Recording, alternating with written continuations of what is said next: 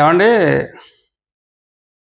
సజ్జల రామకృష్ణారెడ్డి గారు ఇతను చూస్తుంటే నాకు చిన్న డైలాగ్ గుర్తొస్తూ ఉంటుంది. చిరంజీవి గారిది అత్తకెముడు అమ్మాయికి మొగుడులో వాణిశ్రీ ఒక డైలాగ్ అంటాడు. అతను నువ్వు చిన్నప్పటి నుంచి ఇంతే అత్త అంటూ ఉంటాడు.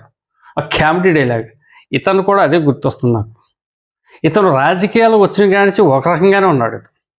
అధికారంలో ఉన్నప్పుడు అలాగే ఉన్నాడు, ఇప్పుడు అలాగే ఉన్నాడు. ఆ అహంకారం, ఆ ఇగో, ఆ పొగరు, తలబిరుసుతనం ఏమీ పోలేదు.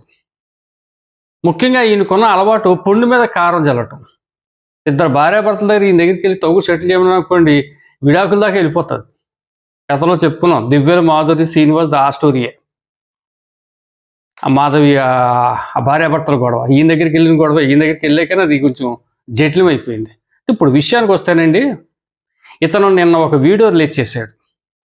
అమరావతి మీద అంత నింద వేసేసి సాక్షి మీడియాలో ఆ కొమ్మినేని శ్రీనివాస్ అనే జర్నలిస్ట్ ద్వారా కృష్ణరాజు అనే మరొక జర్నలిస్ట్ తోడయ్యి డిబేట్లో అది వేశ్యల నగరంగా ఒక పెద్ద అభండం వేసేసి రాష్ట్రం అంతా మహిళలు సిగ్గుతో తల ఉంచుకుని ఇవ్వవు ఇదేంటి ఇలా చేశారు అని చెప్పేసి బాధపడుతున్న సమయంలో ఓదార్చవలసింది పోయి తప్పు అయిపోయింది మాదే పొరపాటు అని చెప్పడం మానేసి ఈ ఏదైతే ఈ సాక్షి మీడియా ముందు మహిళలు ఉద్యమం చేస్తారు, ఈ మహిళలందరినీ కూడా ఏదో సంకర జాతి మహిళలని, తెలుగుదేశం పార్టీ అనుబంధ మహిళలని రకరకాలుగా అతను నిన్న వీడియో చేశాడు.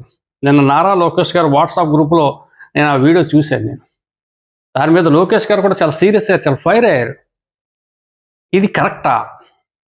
మీరు ప్రభుత్వ సలహాదారుడిగా పనిచేసినటువంటి వ్యక్తి, మీకెంత బాధ్యత ఉంది అమరావతి మహిళల పట్ల? ఎంత బాధ్యతగా మీరు వ్యవహరించాలి?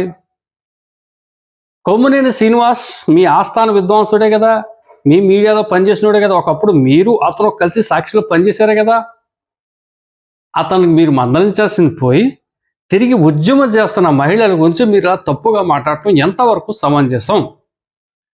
అందుకే అంటున్నాను నేను, మీరు చిన్నప్పటి నుంచి ఇంతే అన్న డైలాగు ఆ సినిమాలో వాణిశ్రీ గుర్తిస్తుందో తెలియదు, కానీ నిజ జీవితంలో రాజకీయ జీవితంలో మీకు గుర్తిస్తారు. మీ వైఖరి మారాలి. మీరు ప్రతిపక్షం కూడా కాదు, ఏదో మీకు అసలు పేరు పెట్టినట్టు పక్షంలోకి వెళ్ళిపోయారు ప్రజల దృష్టిలో. వెళ్ళిపోయినప్పుడు ఇంత పెద్ద తప్పు, ఇంత పెద్ద అభాండం మహిళల మీద వేసినప్పుడు మీరు ఒక రకంగా సిగ్గుపడాలండి. అది పోయి తిరిగి ఇటువంటి వీడియోలు చుట్టూ ఎంత దారుణం.